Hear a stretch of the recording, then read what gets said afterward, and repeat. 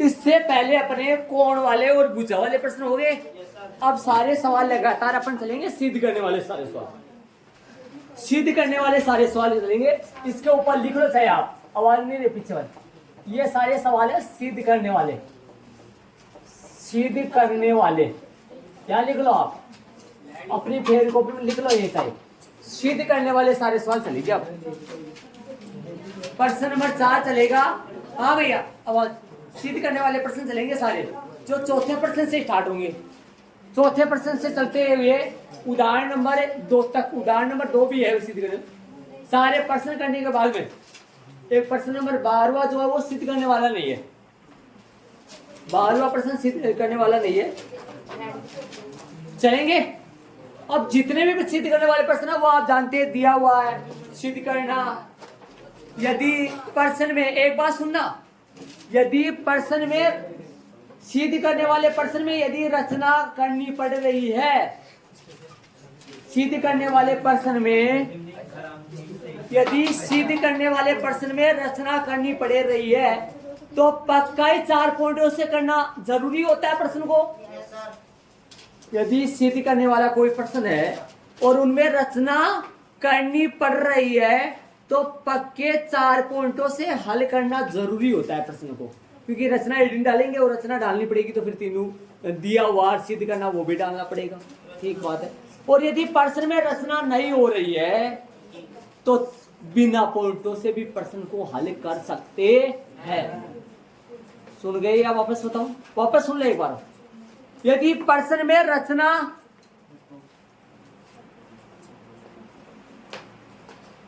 यदि प्रश्न सिद्ध करने वाला है और प्रश्न में रचना करनी पड़ रही है तो रचना एडिंग डालना पड़ेगा, और रचना डालना पड़ेगा तो दिया हुआ सिद्ध करना मतलब पॉइंटों से करना पड़ेगा प्रश्न को। पॉइंटों जानते हो ना, दिया हुआ सिद्ध करना उपपत्ति। ठीक है।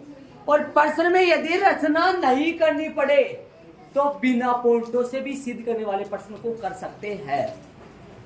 समझ रहे हो? लेकिन दिया हुआ सिद्ध करना पॉइंटों से अपने करना फायदा होता है प्रश्न में, तो दिया हुआ मैंने डाल दिया है, चित्र मैंने बना लिया है। प्रश्न सुने, प्रश्न चौथा सुने, ध्यान लगा के सारे बच्चे प्रश्न में ध्यान दें। सिद्ध कीजिए कि किसी वृत्त के किसी व्यास के सिरों पर, सिद्ध कीजिए कि किसी वृत्त के किसी व्यास के सिरों पर खींची गई स्पर्श रेखाएं कैसी होती है? समांतर होती है। रिक्त स्थान अपन फिल करे थे, याद करो। व्यास के सिरों पर किसी वृत्त की कितनी समांतर स्पर्श रेखाएं होती है? 2। वो कहाँ होती है? वृत्त के व्यास के सिरों पर। अब ये सिद्ध करना है कि वो दोनों समांतर है कि ये साबित करो। एक बार प्रश्न को रटना मत, क्या बोला है प्रश्न, क्या प्रश्न सुनो एक बार। किसी वृत्त सिद्ध करो, सिद्ध करो, सिद्ध करो किसी वृत्त के, एक बार प्रश्न सुनो ध्यान से। सिद्ध करो किसी वृत्त के व्यास के सिरों पर खींची गई स्पर्श रेखाएं समांतर होती है। ये सिद्ध करना है। आप जानते हैं वृत्त के व्यास के सिरों पर 2 स्पर्शरेखाएं खींचेंगी। सिद्ध ये करवा रहा है, सिद्ध करो ये दोनों आपस में कैसी है? समांतर है। ये चित्र ऐसा ना बनाकर बोर्ड पे ध्यान दो सारे बच्चे, इस डायग्राम को ऐसा ना बनाकर अपन व्यास को ऐसे खींच कर बीच में केंद्र लेकर ऐसे भी अपन बना सकते हैं। डायग्राम ये भी सही है, वो भी सही है, दोनों डायग्राम सही है, दोनों डायग्राम सही है, दोनों अपन बना सकते हैं, कोई सा भी बन जाएगा, कोई दिक्कत नहीं, दोनों डायग्राम सही है। देख ले एक बात बता दूं मैं आपको, सीधी सीधी क्या करना है? सिद्ध करो कि वृत्त के व्यास पर खींची गई दोनों स्पर्श रेखाएं समांतर होती है। ये साबित करना है ये दोनों समांतर है, ये दोनों समांतर है। अरे सिद्ध क्या करना है? व्यास के सिरों पर खींची गई दोनों स्पर्श रेखाएं समांतर होती है, ये साबित करना है। सीधा, सरल, सुंदर और सुशील तरीके से बैठ के दिखाओ सारे बच्चे। अच्छा, और हाँ, अच्छा, इधर इधर बात और हाँ चले। अब सुनो, अब ध्यान देना, दिया हुआ मैं लिखूंगा, ध्यान से सुनना, एक बार बोर्ड पे देखना।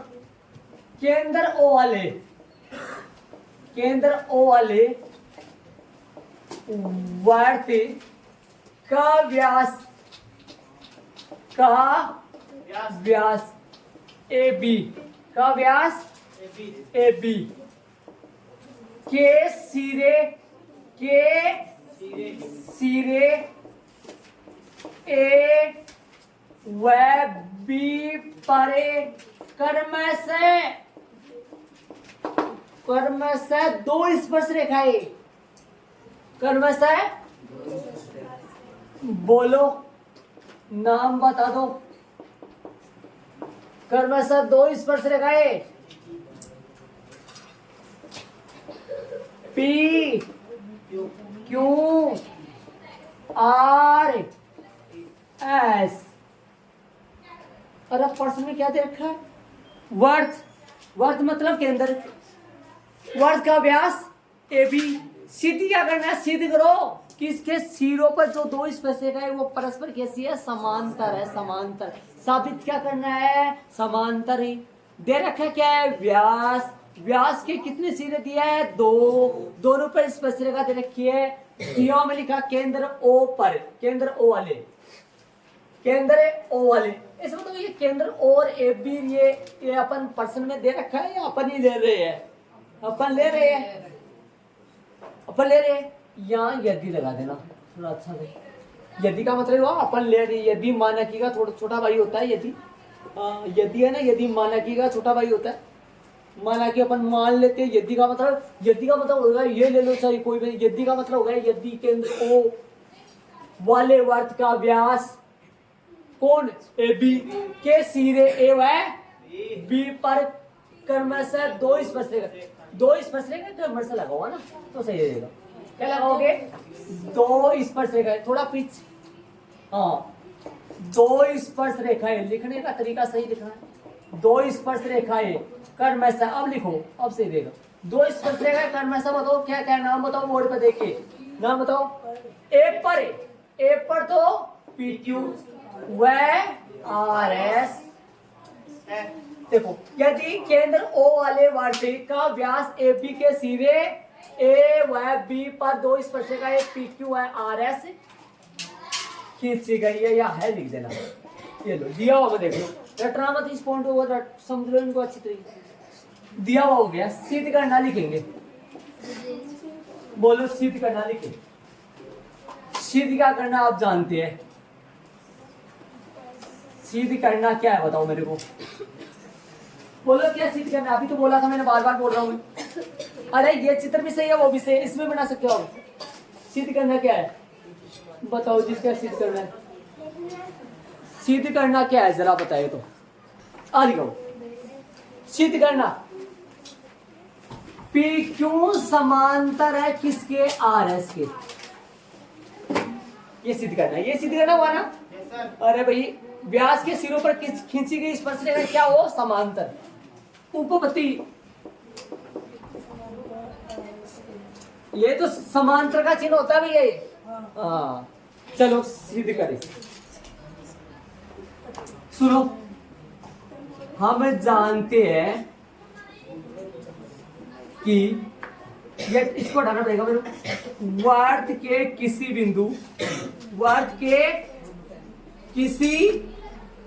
बिंदु पर स्पर्श रेखा। अरे इसको रटो मत, इस बात को समझ लो। ये बात बहुत बार लिख दिया अपन। किसी बिंदु पर स्पर्श रेखा, स्पर्श बिंदु से जाने वाली त्रिज्या पर क्या होती है? त्रिज्या पर लंब होती है। क्या है ये पता है ना? हर वाली। इसलिए बोलो भाई, इसलिए कौन सा? PAO। कौन सा कोण है? PAO बराबर कितना डिग्री आ गया? 90 डिग्री। PAO 90 degree. चाहे आप ये ले लो, नीचे वाला ले लो, और तथा उसमें भी बोलो, उसमें बोलो कितना, ये ले लो।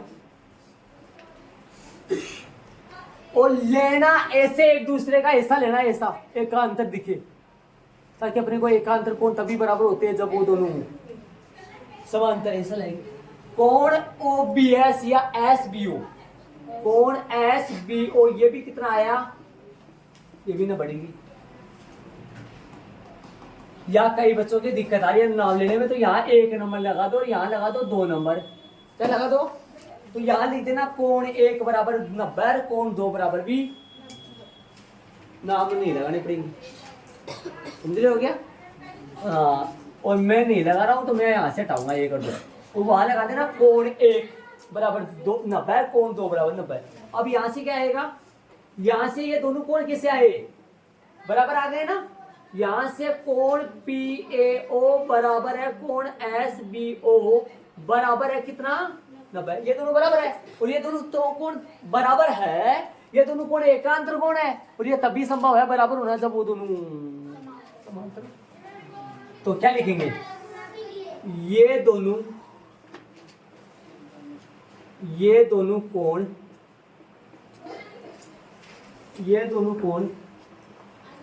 एकांतर है, ये दोनों कोण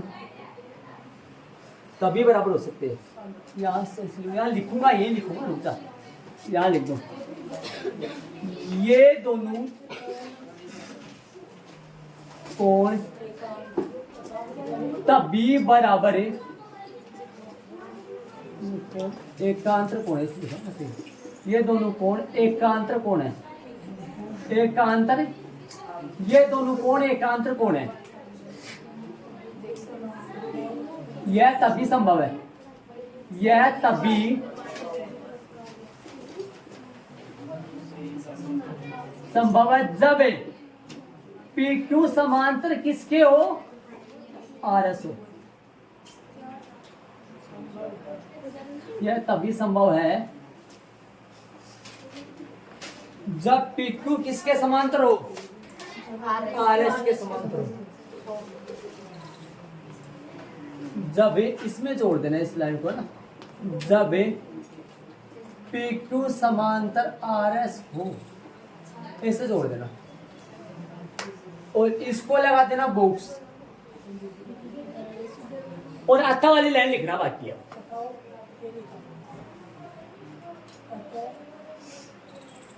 प्रश्न में देख के अतः वर्त के व्यास के सिरों पर खींची गई स्पर्श रेखाएं परस्पर समांतर होती है। परस्पर नहीं तो समांतर होती है। किसी से लेकर होती है तक लिख दो, किसी वर्त। अरे ये दोनों को 90 कहां से बना? पर में 10.1 से। ये 90 कहां से बना? पर में 10.1 से। ये दोनों बराबर आए, कितने आए? 90। ये दोनों कोण एकांतर कोण है। ये दोनों कोण कैसे कोण है? एकांतर कोण है। यह तभी संभव है, या ये तभी बराबर होंगे। यह तभी संभव होता है, ये दोनों बराबर है। यह तभी संभव है जब PQ समांतर किसके हो? RS के। PQ RS के अतः किसी वर्त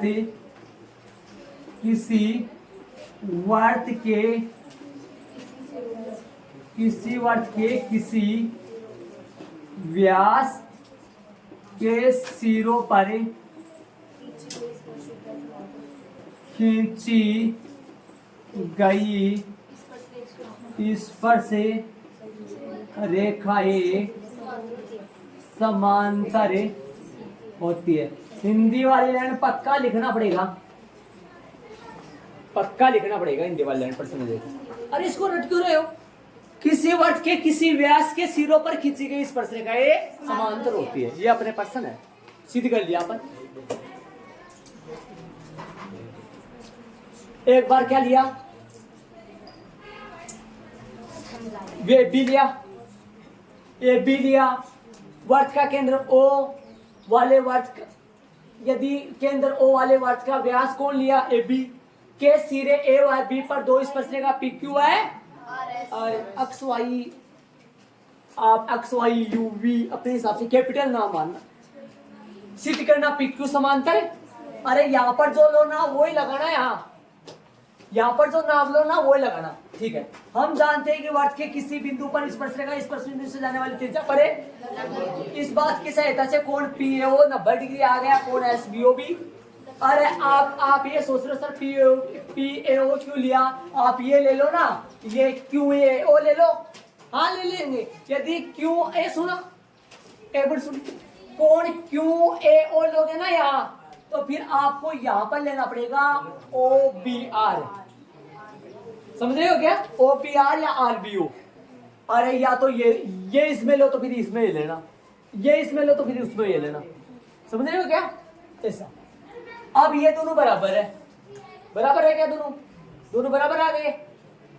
ये दोनों तभी बराबर हो सकते हैं जब ये दोनों समांतर होते। क्या लिखना, ये दोनों एकांतर कोण है, ये तभी संभव है, यह है तभी संभव है। यह शब्द क्यों आया है, ये दोनों तभी बराबर है, या ऐसे लिख दो, ये दोनों तभी बराबर हो सकते हैं, ये दोनों तभी बराबर हो सकते हैं जब PQ समांतर किसके हो आता है, किसी वर्त के किसी व्यास, किसी वर्त के किसी व्यास। अरे व्यास ये नहीं हो सकता, व्यास ये रहा, व्यास ऐसे भी हो सकता है, व्यास ऐसे भी हो सकता है, व्यास किसी व्यास के सिरों पर, कितने पर खींची गई स्पर्श रेखाएं समांतर होती है। देख लो एक बार दोहराओ प्रश्न को, इसको सुन रहे। प्रश्न नंबर 5 करेंगे। प्रश्न नंबर 5 के करने के तरीके दो है। मैं एक बार देखो, एक तो तरीका थोड़ा 5-4 लाइनों का फर्क होगा, ज्यादा तो फर्क नहीं होगा करने, तो सस्ता वाला ऐसा क्या रहा हूं, है ना। प्रश्न में आ गए, सिद्ध कीजिए कि स्पर्श बिंदु से, सिद्ध कीजिए कि स्पर्श बिंदु से, मैंने डायग्राम बना लिया है। सिद्ध कीजिए कि स्पर्श बिंदु से मतलब P से, सिद्ध कीजिए कि स्पर्श बिंदु मतलब P से स्पर्श रेखा पर, स्पर्श बिंदु P से स्पर्श रेखा पर, स्पर्श बिंदु P से स्पर्श रेखा पर, स्पर्श रेखा पर खींचा गया लंब वर्त के केंद्र से होकर जाता है। सिद्ध ये करना है अपने को, सिद्ध क्या करना है, सिद्ध कीजिए कि स्पर्श बिंदु से खींचा गया लंब वर्त के केंद्र से होकर जाता है। मैं आपसे एक बात पूछूं, स्पर्श बिंदु से त्रिज्या जाती है, स्पर्श बिंदु से त्रिज्या जाती है, क्या वो त्रिज्या केंद्र से होकर जाती है? पक्का जाती है। त्रिज्या केंद्र से होकर जाएगी नहीं जाएगी? अरे भाई त्रिज्या जो जाएगी वो त्रिज्या जाके कहां पे मिलती है? स्पर्श बिंदु से जो त्रिज्या खींचेंगे वो जाके कहां पे मिलेगी? केंद्र। तो केंद्र से जाएगी नहीं जाएगी? और वो त्रिज्या स्पर्श बिंदु पर लंब होता है कि नहीं होता है? होता है ना लंब। तो वास्तव में वो लंब के लिए बोल रहा है ना, ये त्रिज्या के लिए बोल रहा है। देखो एक बात सुनो, सिद्ध कीजिए कि स्पर्श बिंदु पर खींचा गया लंब, ये किसके लिए बोल रहा है? ये त्रिज्या के लिए बोल रहा है, बल्कि त्रिज्या नाम नहीं दिया इसमें प्रश्न में। ये बोल रहा किसके लिए है? त्रिज्या के लिए। सिद्ध कीजिए कि स्पर्श बिंदु पर खींचा गया लंब वर्त के केंद्र से होकर, मतलब वो त्रिज्या के लिए बोल रहा है। स्पर्श बिंदु पर जो लंब आएगा वो लंब कौन होगा? परमे 10.1 से लंब कौन होगा? परमे 10.1 से स्पर्श रेखा पर स्पर्श बिंदु पर जो त्रिज्या होती है वो क्या होता है? लंब होता है। तो ये लंब कौन होता है? वो त्रिज्या तो होती है। तो ये किसके लिए बोला गया है? प्रॉपर त्रिज्या के लिए बोला गया है। और त्रिज्या आप जानते हैं लंब होती है, और त्रिज्या कहां से होकर जाएगी? पक्का वर्त के केंद्र से होकर जाएगा। ये प्रॉपर बोला तो त्रिज्या के लिए है, लेकिन इसने प्रश्न में त्रिज्या शब्द दिया नहीं है। त्रिज्या दे देता तो आप तुरंत बोलते थे उसको। क्या कहते हैं, हम जानते हैं कि परमे 10.1 में अपन पढ़ा है कि वास्तव में त्रिज्या तो स्पर्श रेखा पर क्या होती है, और जो कि वर्त के केंद्र से होकर जा रही है। सीधे हो गया, फिर तो त्रिज्या बोल देता तो सीधे हो जाता ना ये। तो इसमें मैंने क्या लेना है? देखो, एक तो स्पर्श बिंदु लेना है, स्पर्श बिंदु पर खींचा गया क्या लेना है? लंब लेना है। स्पर्श बिंदु से खींची गई स्पर्श रेखा लेनी है, एक तो स्पर्श बिंदु लेना है, स्पर्श बिंदु पर खींची गई स्पर्श रेखा लेनी है और उस स्पर्श बिंदु से खींचा गया लंब लेना, 3 लेना अपने को। स्पर्श बिंदु लेना है, दिया हुआ हमें स्पर्श बिंदु लेना है, स्पर्श बिंदु पर खींचा गया, स्पर्श बिंदु पर खींची गई स्पर्श रेखा लेनी है और उस स्पर्श बिंदु से खींचा गया लंब लेना है, 3 लेना अपने को, दिया हुआ हमें। तो प्रश्न में कोई नाम वगैरह नहीं दिया ना। यदि ओ केंद्र वाले वर्त के बिंदु कौन से के बिंदु, ओ केंद्र वाले वर्त के बिंदु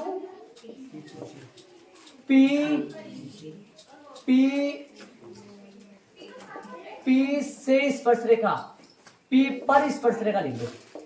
पी पर स्पर्श रेखा कौन सी है? पी पर स्पर्श रेखा ए बी है, ए बी खींचा गया है या ए बी है, इसे लिख सकते हो।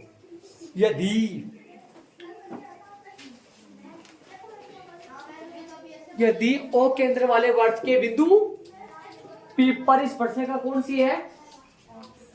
ए बी है, तथा स्पर्श बिंदु कौन से पर है? स्पर्श बिंदु पी पर ए बी पी से, स्पर्श बिंदु पी से है ना, पी से बोला था प्रश्न में। देखो प्रश्न की लैंग्वेज में देखो पी से बोला है क्या, पी तो नहीं है लेकिन वहां स्पर्श बिंदु से, पी से ए बी पर लंब कौन है? ए बी पर लंब कौन है? पी क्यू ले लो भाई, लंब कौन सा ले लो लंब, या इस बात को ना आप संकेत के तौर पे लिखो, तो संकेत के तौर पे लिख सकते हो आप। मतलब पी क्यू लंब किसके ऊपर है? ए बी खींचा, ऐसे लिख सकते हो आप। तो हिंदी रहने दो या ये लिख दो? हिंदी के 2 पार्ट बन गए दिया हुआ में, एक तो है बन गया और दूसरा भी है बन गया, मतलब समझ गए होंगे।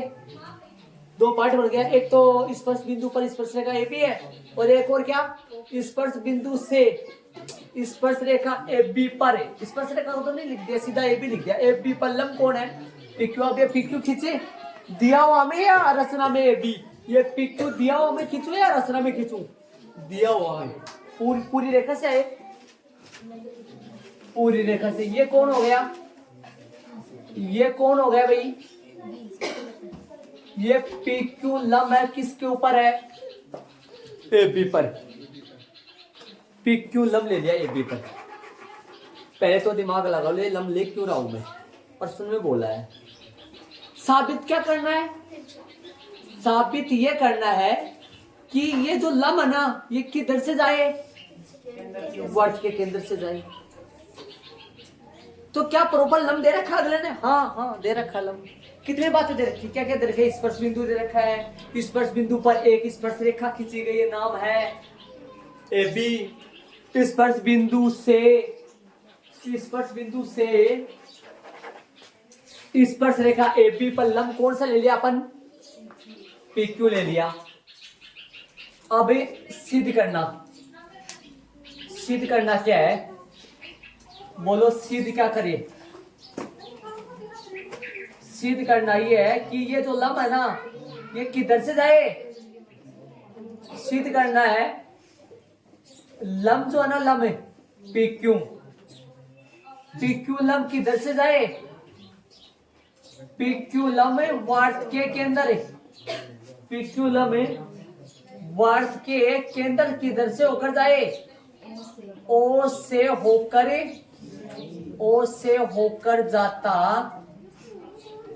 होकर जाता है। या इतना नहीं लिखना है ना, तो सीधा ये लिख देना पी क्यू केंद्र से होकर जाता है, ये सिद्ध करना है। पी क्यू के लिए क्यों लिखा हूं मैं, एपी के लिए क्यों नहीं लिखा है भाई? सिद्ध क्या करना है? सिद्ध करना है कि लंब किधर से होकर जाता है। लंब जो PQ किससे होकर जाए, केंद्र O से होकर जाता है। उपपत्ति रचना नहीं आएगा, उपपत्ति देखो मैं आपको बार बार कह रहा हूं, ये प्रश्न है ना, प्रश्न को तरीके से समझना, क्या क्या लेना है। स्पर्श बिंदु लेना है, स्पर्श बिंदु लेना है। स्पर्श बिंदु पर खींची गई स्पर्श रेखा कौन सी ले ली, AB।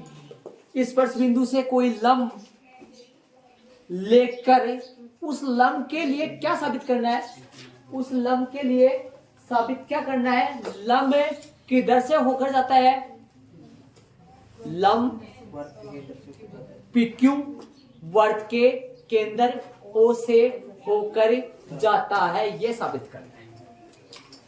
क्या PQ रचना में लेंगे या सीधा ले लेंगे, पहले ही लंब पहले ले लेंगे या रचना में पहले ले लेंगे, दिया हुआ है ना पहले। हाँ, सीध क्या करना है, इस PQ को वर्त के केंद्र से गुजरा हुआ दिखाना है। भाई PQ कहां से गुजरे, वर्त के केंद्र से होकर जाए, के नहीं लगाए, वर्त के या चलो लगा, वर्त के केंद्र, वर्त के केंद्र O से होकर जाता है। उपपत्ति में चलेंगे, स्पर्श बिंदु P से है ना, P से AB पर लंब कौन है, PQ है। सही, ये से क्यों लगा रहा हूं मैं, पर्सन में से बोला हुआ है, कहां पे बोला हुआ, थोड़ा पर्सन में देख लो, बोला हुआ है प्रॉपर, लंब से। हाँ, स्पर्श बिंदु से, स्पर्श बिंदु P तो है, P से उपपत्ति में चलेंगे। एक लास्ट बार और बता रहा हूं, हाँ, यदि O केंद्र वाले वर्त के बिंदु P पर स्पर्श रेखा AB है, पहले तो यहां तक देख लो, मेरी स्पर्श रेखा क्यों ली है, स्पर्श रेखा नाम ले रहा है, स्पर्श बिंदु क्यों लिया है, बिंदु का भी नाम लिया है, केंद्र O लिया है, या तो ये क्या है ना। अब किसके लिए क्या साबित करना है, ये साबित ये करना है कि जो स्पर्श बिंदु से स्पर्श रेखा पर जो लंब है, प्रश्न में देख लो सही, सिद्ध कीजिए कि स्पर्श बिंदु से स्पर्श रेखा, ऐसे लिखा हुआ है, मेरे याद है प्रश्न ऐसे लिखा हुआ है, देख लो आप। सिद्ध क्या करना है, इस सिद्ध कीजिए कि स्पर्श बिंदु से स्पर्श रेखा AB पर खींचा गया लंब वर्त के केंद्र से होकर जाता है। मतलब स्पर्श बिंदु से जो स्पर्श रेखा पर लंब जा रहा है उसको साबित करना है कि ये वर्त के केंद्र से होकर, तो लंब लो तो ना, लंब लेना तो पड़ेगा ना आपको। किस पर लंब, स्पर्श रेखा पर। किस से, स्पर्श बिंदु से। तो मैंने वो ही लिखा है, स्पर्श बिंदु P से, स्पर्श बिंदु P से किस पर, स्पर्श रेखा AB पर लंब कौन है, PQ साबित करना है। PQ वास्तव में वर्त के केंद्र से होकर जाता है, ये साबित करना है। अब साबित करना क्या रहा, ये साबित करना कि PQ वर्त के केंद्र से होकर जाता है, ये साबित करना है।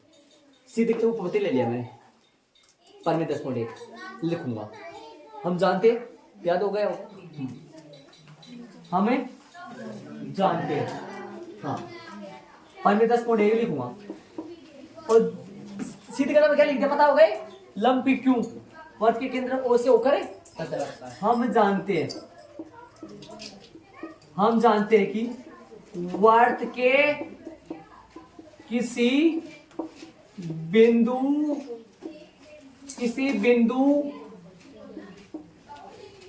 बिंदु पर स्पर्श रेखा स्पर्श बिंदु से जाने वाली त्रिज्या पर, मैंने इतनी बार लिख दिया शायद कथन याद हो गया होगा यार। हम जानते हैं कि वर्त के किसी बिंदु पर स्पर्श रेखा स्पर्श बिंदु से जाने वाली त्रिज्या पर, अर्थात इसका अर्थ क्या निकला, अर्थात का मतलब इसका अर्थ क्या हुआ, इसका लंब हुआ, इसका अर्थ हुआ स्पर्श रेखा पी क्यू लंब है ए बी पर, या ए बी लंब है पी क्यू पर। एक ही बात हुआ, या यानी इसका अर्थ तथा दिया है, या तथा प्रश्नानुसार से, या दिया लिख दो, दिया हुआ नहीं दिया है, नोकल पॉइंट है ये दिया हुआ मेन पॉइंट होता है, ये दिया है नोकल पॉइंट होता है। दिया है कि, क्या दिया हुआ है, एक बात दे रखी आप ध्यान दो, तो दिया है कि पी क्यू है ना, पी क्यू, ये पी क्यू क्यों लिख दिया मैंने यार, पी क्यू थोड़ी होगा, अरे अर्थात में पी क्यू थोड़ी ना आएगा। वर्त के किसी बिंदु पर स्पर्श रेखा स्पर्श बिंदु से जाने वाली त्रिज्या पर है, तो यहाँ पी क्यू थोड़ी ना आएगा। सही है भाई, त्रिज्या के लिए लिख रहे हैं तो त्रिज्या के लिए लिखेंगे ना, वो तो अब लिखूंगा। दिया है कि कौन किस पर, पी क्यू लंब है ए पी पर, ये दिया हुआ है अपने को प्रश्न में, पक्का दिया हुआ है, पक्का दिया हुआ, पक्का दिया हुआ है। समीकरण एक और समीकरण, इनके समीकरण तो क्या लगाओगे, वैसे भी समीकरण तो नहीं है, वैसे दो कथन हो गए, इन दोनों कथनों से कथन हो गए, ये कथन एक और कथन है, इन दोनों बातों से क्या सारांश निकला, दिमाग लगा के देख लो, इन दोनों बातों से क्या सारांश निकला, क्या रिजल्ट निकला इन दोनों से, बोल।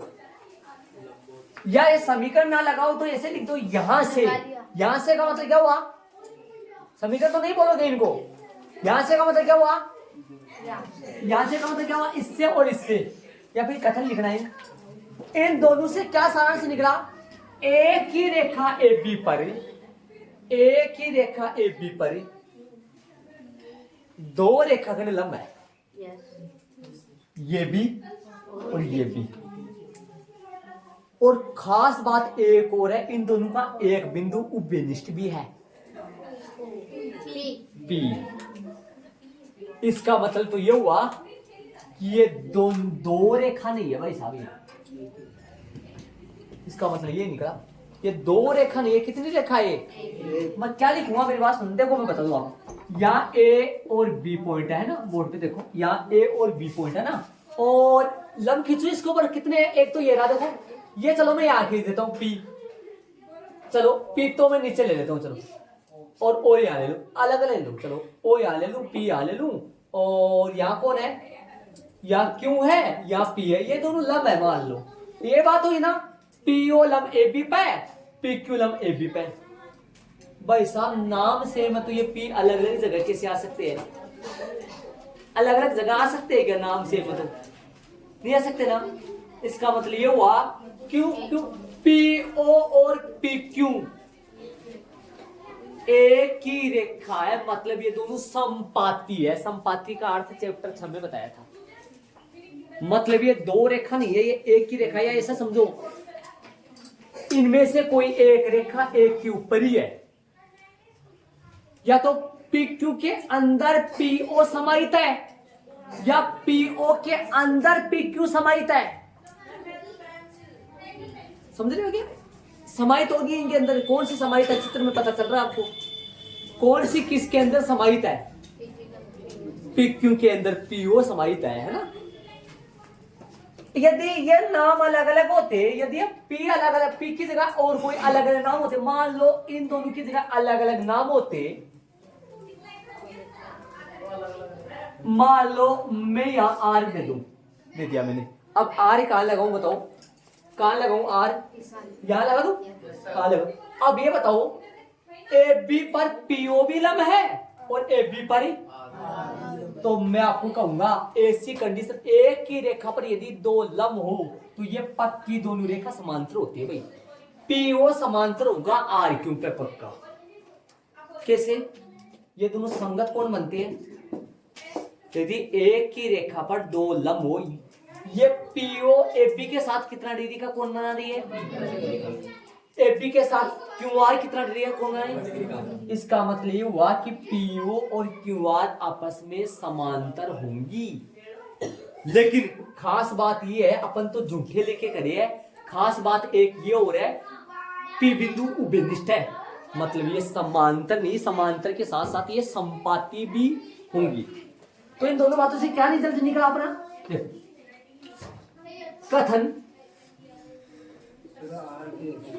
कथन एक व दो से, सभी का मतलब है ना, एक व दो से कहाँ है, अच्छा अच्छा क्या, अच्छा ये झूठा से सच्चा बनूं, अच्छा चलो, कथन एक है दो से, कथन एक है दो से,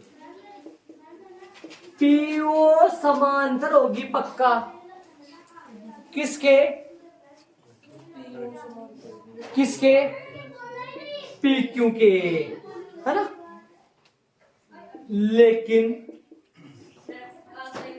लेकिन साथ ही, या इन दोनों में, लेकिन साथ ही पीओ व पीक्यू में बिंदु कौन सा, पी उभयनिष्ठ भी है क्या, उभयनिष्ठ पक्का, अरे उभयनिष्ठ है कि नहीं है, लेकिन साथ ही पीओ व पीक्यू में बिंदु पी उभयनिष्ठ भी है, इसका मतलब ये दोनों संपाती है, इसलिए पीओ व पीक्यू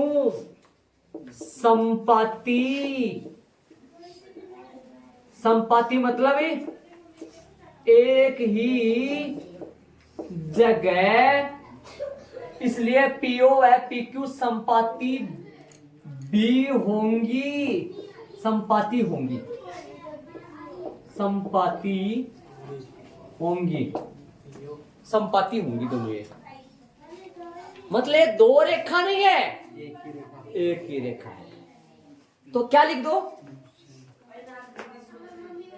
अर्थात कौन सी में कौन सी समाहित है, अर्थात पीक्यू में ही पीओ समाहित है, पीक्यू में ही पीओ समाहित है, पीक्यू में ही पीओ समाहित है, और आप पीओ के बारे में खुद जानते हो, पीओ तो पक्का किधर से निकलता है, पीओ पक्का वर्त के केंद्र से जाता है क्या, पक्का पीओ वर्त के केंद्र से जाता है, कौन भाई, वर्त की त्रिज्या, वो तो पक्का सदैव कहां से जाती है, अतः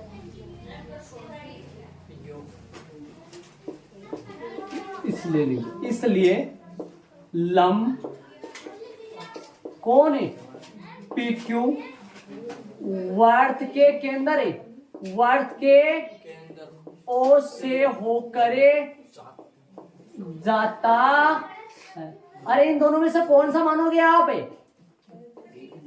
एक ही दोनों, तो फिर बीच में ओ आता है कि इनके कहीं, ओ आता है नहीं आता है, बीच में ओ आएगा तो फिर ओ से तो जा रही है ना ये, इसलिए लंब पीक्यू अर्थ के केंद्र ओ से होकर जाता, आता वाली लाइन में लैंग्वेज लिख दो, पर्सन की प्रॉपर लैंग्वेज, आता है वर्त के प्रॉपर पर्सन की लैंग्वेज, इसलिए लंब पीक्यू वर्त के केंद्र ओ से होकर जाता, सही है, आता है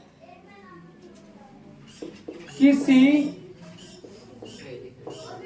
वर्त के स्पर्श से, क्या लिखेंगे पता है ना, पर्सन की लैंग्वेज याद करनी चाहिए, क्या लिखोगे, आता है किसी वर्त के स्पर्श बिंदु से, स्पर्श कौन सी पर, रेखा पर, क्या किया हुआ, खींचा गया लंब किधर से गुजरे, वर्त के केंद्र, ओ नहीं लिखेंगे भैया यहाँ, वर्त के केंद्र से होकर, वर्त के केंद्र से होकर, पर्सन की लैंग्वेज देख लो, सही दिखाई मैंने, अतः किसी वर्त के स्पर्श बिंदु से स्पर्श रेखा पर खींचा गया लंब वर्त के केंद्र से होकर जाता है इति सिदम। देख लो भाई शांति से। सबसे पहले दियाओं में यदि ओ केंद्र वाले वर्त की बिंदु P पर स्पर्श रेखा AB है, स्पर्श बिंदु P से AB पर खींचा गया लंब PQ है भाई। और इसके लिए ये क्यों ले रहे हैं? इसके लिए साबित करना है इसलिए ले रहे हैं। ये क्यों ले रही है? इसके लिए तो साबित करना है ना, इसके लिए तो साबित करना है ना, इसके लिए तो साबित करना है इसलिए ले रहे हैं। इसके लिए साबित करना है ना। क्या साबित करना है इसके लिए? कि ये ना ये वर्त के केंद्र ओ से होकर जाता है, ये साबित करना है इसके लिए, इसलिए ये ले रहा हूं। सिद्ध करना है लंब PQ वर्त के केंद्र ओ से होकर जाता है। हम जानते हैं कि वर्त के किसी बिंदु पर स्पर्श रेखा स्पर्श बिंदु से जाने वाली त्रिज्या पर लंब होती है, इसलिए या फिर अर्थात लिख दो, अर्थात OP लंब AP हो गया। ये कहां से हो गया? उस परमे 10.1 से यहां तक परमे 10.1 है। और ये कौन सा लिया मैंने? प्रश्नानुसार। प्रश्नानुसार भी लगा सकते हो आप यार। ये दो दूसरा हो गया।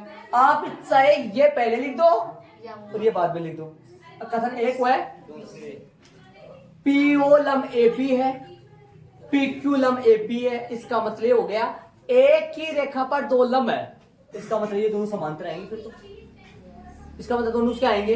समांतर आएंगे। पक्का समांतर आएंगे, पक्का समांतर आएंगे, पक्का समांतर। ये कंडीशन बन गया, ये बन गया ना कंडीशन भाई। अलग अलग है तो बल्कि एक ही जगह ये दोनों समांतर है ना। ऊपर वाले पेन समांतर होंगे ना पक्का, क्योंकि ये दोनों पेन जो ऊपर वाले ये नीचे वाले के साथ कितना डिग्री का एंगल बना रहे हैं, तो ये ऊपर वाले दोनों क्या होंगे? समांतर होंगे। लेकिन इनमें एक बिंदु उभयनिष्ठ भी है, लेकिन उभयनिष्ठ बिंदु आएगा तब तो समांतर नहीं होंगे, संपाती हो जाएंगे तब तो। ठीक बात है। कथन एक व दो से PO समांतर होगा, समांतर तो होगा, लेकिन लेकिन लेकिन साथ ही PO PQ में ये रखने वाली बात नहीं है, साफ साफ नजर आ रहा है। P उभयनिष्ठ, उभयनिष्ठ का मतलब एक ही बिंदु है। इसका मतलब ये हुआ ये PO भी P से चालू है, ये PO भी P से चालू है और PQ भी P से चालू है। इसका मतलब दो लंब नहीं है, एक है। और इसके बारे में तो खुद जानते हो आप, ये तो पक्का लंब होता है। और इसके बारे में ये भी जानते हो ये लंब भी होता है।